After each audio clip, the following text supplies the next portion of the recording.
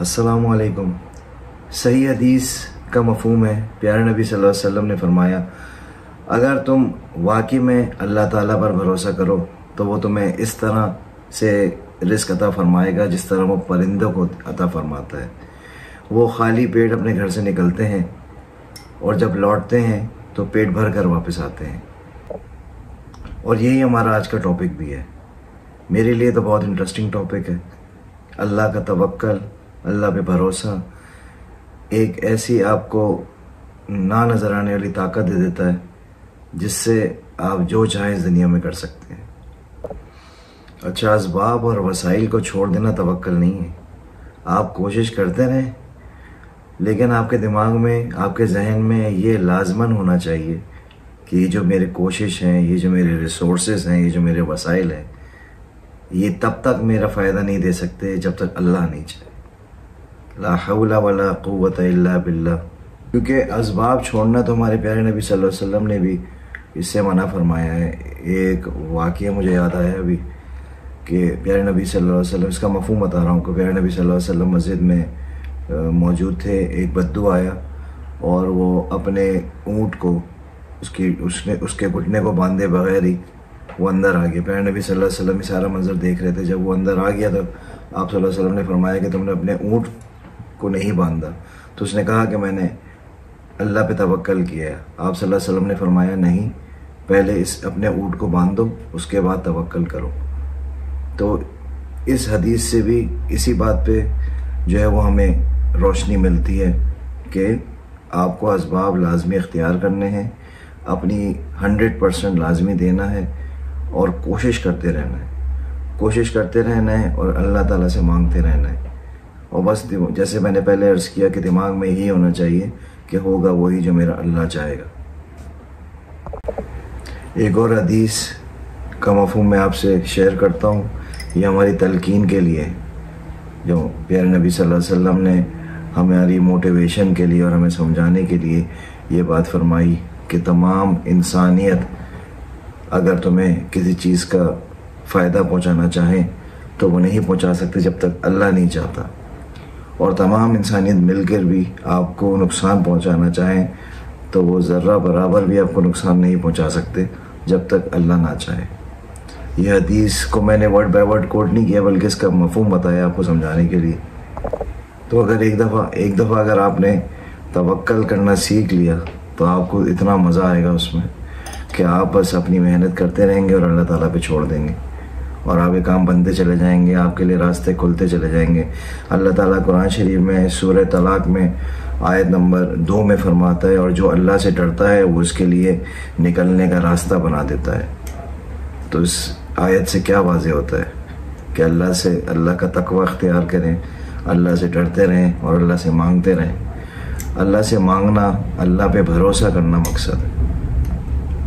انسان زبان سے مانگتا رہے اور دل میں اس کے اندر ایک جو ہے وہ کنفرمیشن نہیں آ رہی ہو اور ایک کھٹکا لگا رہے کہ پتہ نہیں ملے گا، پتہ نہیں میرا کام ہوگا نہیں ہوگا، تو جب تک آپ کے دل کے اندر ایک کنفرمیشن نہیں ہے، جب تک آپ کے دل کے اندر آپ کو ایک یقین نہیں ہے، اللہ تعالیٰ پہ توکل نہیں ہے، تو پھر آپ جو ہے وہ نہیں مل پائیں گے، اس اپنے ٹارگٹ تک نہیں پہنچ پائیں گے، چاہے وہ دنیاوی ٹارگٹ ہے یا چاہے وہ آپ کا دینوی ٹارگٹ ہے۔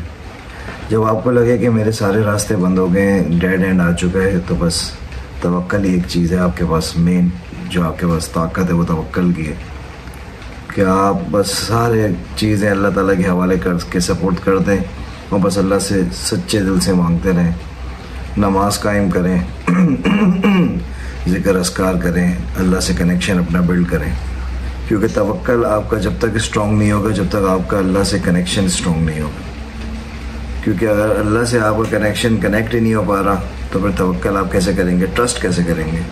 ٹرسٹ تو بندہ اپنے دوست پہ کرتا ہے، جس سے اس کا تعلق ہوتا ہے اسی پہ ٹرسٹ کرتا ہے نا۔ آپ کوئی سامنے راستے میں کوئی بھی آپ کو اسٹرینجر مل جائے جسے کوئی جان پہچان نہیں ہے، آپ کیسے اس پہ بھروسہ کر لیں گے؟ بھروسہ کرنے سے پہلے آپ 100 دفعہ سوچیں گے۔ تو اللہ تعالیٰ سے دوستی کرنی ہے، جب اللہ تعالیٰ سے دوستی ہوگی تو کنیکشن بلڈ ہوگا، جب کنیکشن بلڈ ہوگا تو ٹرسٹ بلڈ ہوگا، اور جب ٹرسٹ بلڈ ہوگا تو آپ آنکھیں بند کر کے توکل کریں گے اللہ تعالیٰ پہ کہ بس اللہ کے حوالے کر دیا، اب میں سکون سے ہوں۔ نہ انگزائٹی ہے نہ ڈپریشن ہے. آج کل ہم مسلمانوں کو انگزائٹی بھی ہو رہی ہے, ڈپریشن بھی ہو رہی ہے, ہر وقت کے مسئلے مسائل میں ہم الجھے بھی رہتے ہیں, کیونکہ ہمارے پاس جو مین طاقت اللہ تعالیٰ نے ہمیں قرآن شریف کے ذریعے سے اور حدیث کے ذریعے سے بتائی ہے وہ ہے اللہ پہ ٹرسٹ, اللہ پہ بھروسہ. اللہ تعالیٰ انسان کے ساتھ ویسی معاملہ کرتا ہے جیسا وہ اس کے ساتھ گمان کرتا ہے. جیسا آپ کا اللہ تعالیٰ کے ساتھ گمان ہوگا تو اللہ تعالیٰ آپ کے ساتھ معاملات بھی ویسے کریں گے. ہم نے گوروں سے جو چیز سیکھی ہے اسٹے پازیٹیو, نیگیٹیوٹی کو دور رکھے, تو یہ گوروں نے نہیں سکھائی ہمیں, یہ ہمارا مذہب ہمیں 1400 سال پہلے سکھا چکا ہے کہ گمان اچھا رکھو.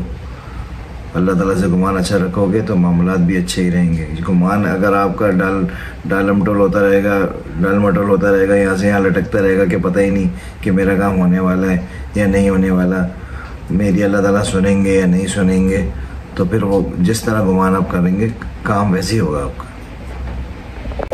اللہ تعالیٰ پہ بلائنڈ ٹرسٹ کرنے کے حوالے سے میں نے ایک آیت جو ہے وہ قرآن شریف سے سرچ کی ہے, وہ میں آپ کے ساتھ شیئر کرتا ہوں.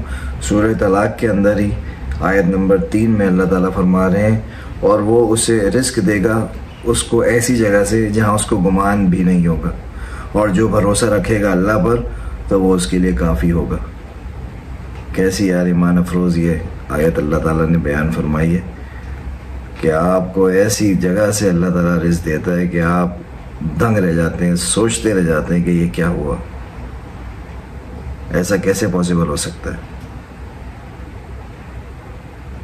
ہم ایک دفعہ ہمارے خاندان میں کسی کا انتقال ہوا تھا کراچی میں, کافی پہلے کی بات ہے, میں اس وقت ٹین ایج میں تھا.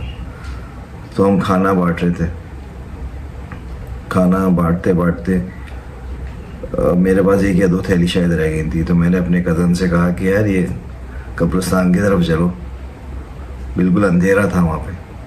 قبرستان کے اندر گئے اور ایک آدمی نیچے بیٹھا ہوا تھا, ہم نے اس کو بریانی کا پیکٹ پکڑایا اور وہاں سے نکل گئے. نہ ہم اس کو جانتے تھے نہ وہ ہمیں جانتا تھا, لیکن ہم دونوں اللہ کو جانتے تھے.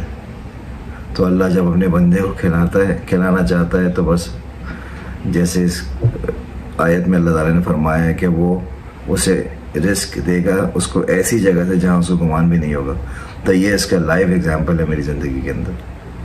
اپنا بہت خیال رکھیے گا. اگر یہ ویڈیو آپ کو اچھی لگتی ہے تو اس کو لائک کیجیے گا, اور مجھے دعا میں یاد رکھیے گا. اللہ حافظ.